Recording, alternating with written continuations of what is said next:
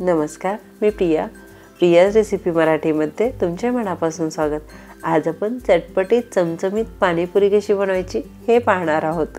यामध्ये आज आपण गोड पाणी, तिखट पाणी, रगडा तसेच योग्य प्रमाण घेऊन घरच्या घरी परफेक्ट पुरी कशी बनवायची हे पण पाहणार आहोत। अगदी नो फेल रेसिपी आहे। मी तुम्हाला परफेक्ट प्रमाण घेऊन अगदी सविस्तर अशी रेसिपी सांगणार आहे। तसेच जर तुम्ही अशी घरच्या घरी पाणीपुरी बनवून खाल्ली ना तर तुम्ही बाहेरची पाणीपुरी खायची विसरून जाल, इतकी ही डिलिशियस बनवून तयार होते। त्यामुळे तुम्ही ही रेसिपी नक्की ट्राय करा आणि तुम्हाला मी ज्या काही छोट्या छोट्या टिप्स सांगितल्या आहेत त्या पण तुम्ही फॉलो करा। तुमची रेसिपी इतकीच परफेक्ट बनवून तयार होईल। वेळ न घालवता चला आता मग स्टार्ट करूया आज आपल्या छानशा रेसिपीला। सर्वात आधी रगड्याची तयारी करून घेऊ। यासाठी इथे मी 1 कप पांढरा वाटाणा पाण्यामध्ये 4 ते 5 तास भिजत ठेवला होता। 4 ते 5 तास जर वाटाणा भिजवला ना तो व्यवस्थित असा भिजला जातो। आता यामध्ये वाटाणा आपल्याला काढून घ्यायचा आहे आणि तो कुकरमध्ये घालून घ्यायचा आहे। कुकरमध्ये सर्व वाटाणा घालून झाला की यामध्ये भरपूर पाणी घालायचे। नंतर यामध्ये अर्धा चमचा हळद घालून घ्यायची, अर्धा चमचा मीठ घालायचे, कुकरचे झाकण लावायचे आणि मीडियम हीटवर 7 ते 8 शिट्ट्या काढून घ्यायच्या। वाटाणा शिजायला जरा टाइम लागतो, यासाठी इथे 7 ते 8 शिट्ट्या काढून घ्यायच्या आणि शिट्ट्या काढत असताना त्या मीडियम हीटवरच काढायच्या, म्हणजे वाटाणा व्यवस्थित असा शिजला जातो। वाटाणा शिजत आहे तोपर्यंत गोड पाणी कसे बनवायचे हे पाहू। यासाठी इथे मी अर्धा कप चिंच घेतली होती, यामध्ये 1 कप गूळ घालून घेऊ। आता यामध्ये पाणी घालायचे आणि 2 ते 3 तासासाठी ही मी चिंच भिजवून घेतली आहे। आता इथे चिंच आणि गूळ आपल्याला मिक्सरच्या भांड्यामध्ये घालायचे आणि याची प्युरी बनवून घ्यायची आहे। इथे मी जे चिंचेमध्ये चिंचुके किंवा कचरा होता ना तो काढून घेतला होता। आता याची बारीक अशी प्युरी करून घेऊ। आता काय करायचे, एक बाउल घ्यायचा, त्यावरती गाळणी घ्यायची आणि चिंचगुळाची जी आपण प्युरी करून घेतली होती ना ती घालून घेऊ आणि ती आता व्यवस्थित अशी गाळून घ्यायची आहे। यामुळे काय होते ना, चिंचेला ज्या शिरा असतात किंवा चिंचेला जो कचरा असतो ना तो साईडला होतो। यासाठी ही स्टेप इथे करणे इम्पॉर्टंट आहे। आता इथे मी चिंचगुळाचा पूर्णपणे बल्ब काढून घेतलेला आहे। एक कढई घ्यायची, यामध्ये हा बल्ब घालून घेऊ। आता यामध्ये सुके मसाले घालून घेऊ। 1 चमचा लाल तिखट, अर्धा चमचा चाट मसाला आणि अर्धा चमचा काळे मीठ। आता हे आपल्याला व्यवस्थित असे एकजीव करून 10 ते 15 मिनिट हा बल्ब आपल्याला शिजवून घ्यायचा आहे। तुम्ही पण मी सांगितलेल्या पद्धतीने पाणीपुरीचे पाणी बनवले ना हे इतके परफेक्ट बनवून तयार होते। आता इथे चिंचगुळाची चटणी खूपच पातळ वाटत आहे, यासाठी इथे 1 चमचा कॉर्नफ्लॉवर घेतला आहे। यामध्ये पाणी घालून घ्यायचे आणि ही कॉर्नफ्लॉवरची स्लरी आपल्याला चिंचगुळाच्या चटणीमध्ये घालून घ्यायची। यामुळे काय होतं ना, जे आपली चिंचगुळाचे पाणी आहे ना ते पटकन दाटसर होण्यास मदत होते।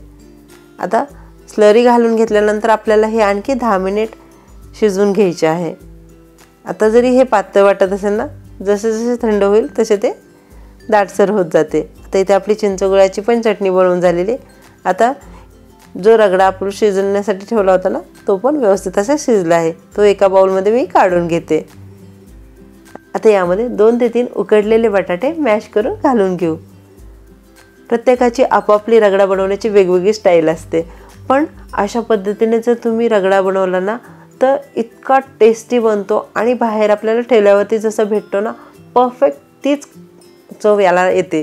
यासाठी अशा पद्धतीने तुम्ही रगडा नक्की ट्राय करा।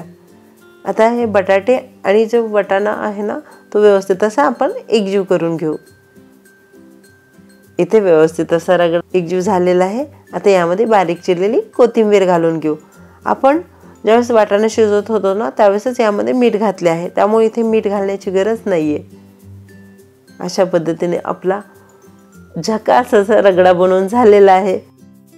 आता पाणीपुरीचे तिखट पाणी कसे बनवायचे हे पाहू। हे अगदी झटपट बनवून तयार होते।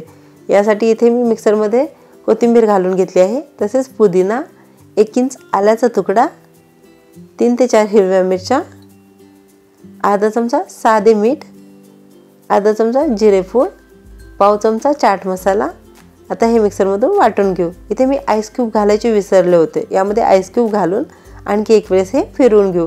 आईस क्यूब घातल्यामुळे काय होतं ना, आपले जे हिरवी चटणी आहे ना ती दीर्घकाळ हिरवीगार राहण्यासाठी मदत होते.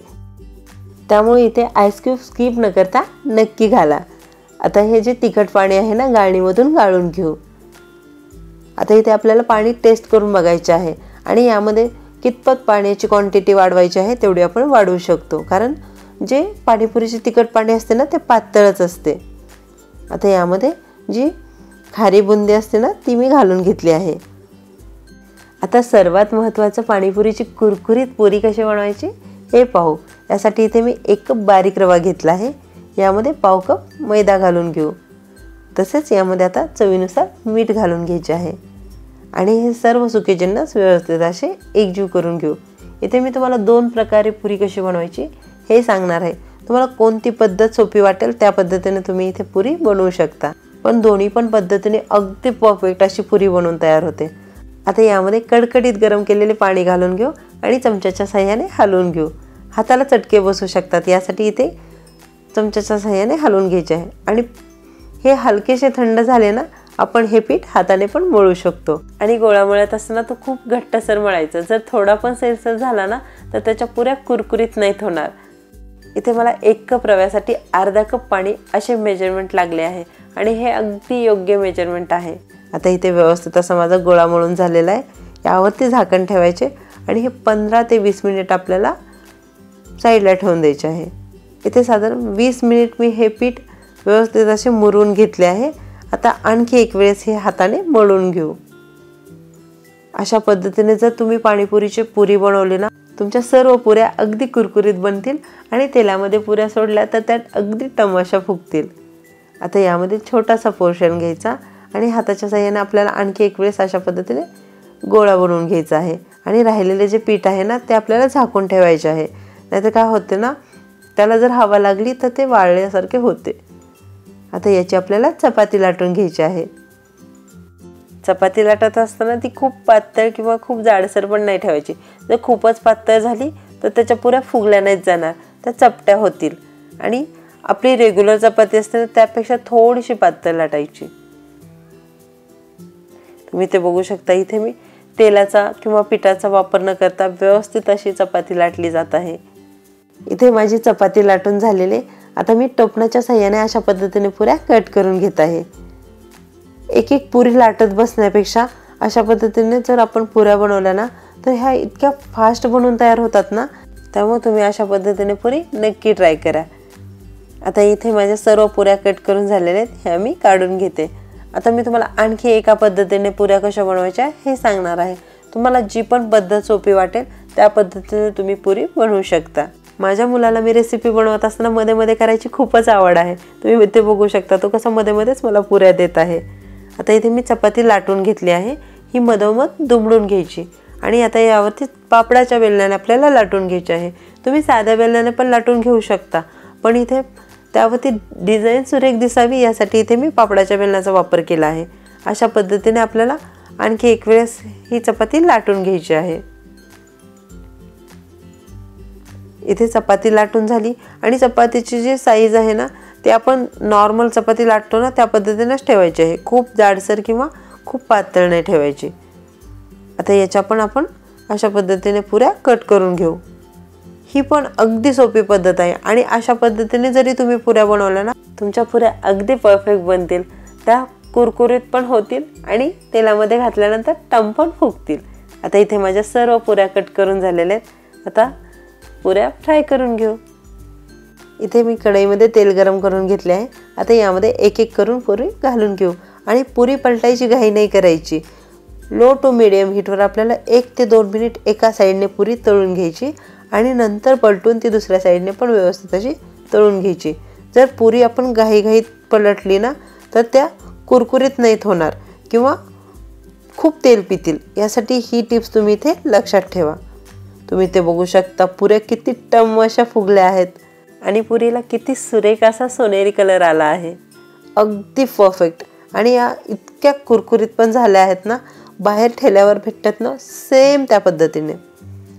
इथे माझ्या सर्व पुऱ्या पण मी तळून घेतलेल्या आहेत, ह्या मी काढून घेते. आता मी तुम्हाला दुसऱ्या पद्धतीने ज्या पुऱ्या बनवायच्या सांगितल्या होत्या ना त्या पण मी तुम्हाला एक वेळेस तळून दाखवते. तुम्ही ते बघू शकता, तेलात पुरी सोडल्या ती किती टम्म अशी फुगत आहे।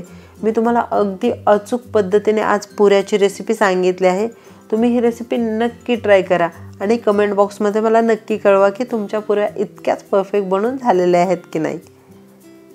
आता हे आपण पलटून घेऊ आणि पुऱ्याला अगदी सुरेख असा सोनेरी कलर पण येत आहे, कारण मी हा लो टू मीडियम हीटवरच तळत आहे। हाय हीटवर पुऱ्या नाही तळायच्या।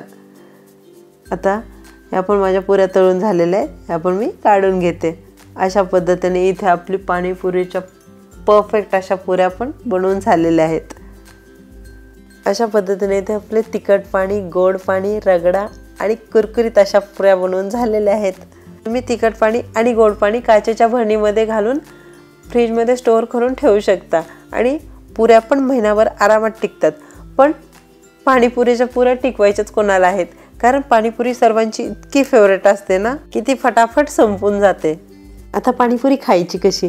पुरीमध्ये सर्वात पहिले रगडा घालून घ्यायचा, मग त्यामध्ये बारीक चिरलेला कांदा किंवा पात घालून घ्यायची, त्यावरती तिखट पाणी। तुम्हाला कितपत पाणीपुरी तिखट हवी आहे त्या पद्धतीने यामध्ये पाणी घालून घ्यायचे आणि तिखट पाणी घातल्यानंतर त्यामध्ये गोड पाणी घालून घेऊ आणि सर्वात शेवटी शेव भुरभुरायची आणि चटपटीत अशी पाणीपुरी मस्त अशी खायची। मी तुम्हाला अगदी अचूक प्रमाणात ही सविस्तर अशी पाणीपुरीची रेसिपी सांगितली आहे। तुम्ही ही रेसिपी नक्की ट्राय करा आणि पाणीपुरी कोणाकोणाला आवडते हे कमेंट बॉक्समध्ये मला कळवायला विसरू नका। तुम्ही जर माझ्या चॅनलवरती नवीन असाल आणि आणखी माझ्या चॅनलला सबस्क्राईब केलं नसेल तर नक्की सबस्क्राईब करा। तुम्ही वेळात वेळ काढून माझा हा पूर्ण व्हिडिओ बघितल्याबद्दल तुमचे मनापासून आभार। चला तर मग भेटूया अशाच छानशा नेक्स्ट रेसिपीमध्ये। तोपर्यंत धन्यवाद।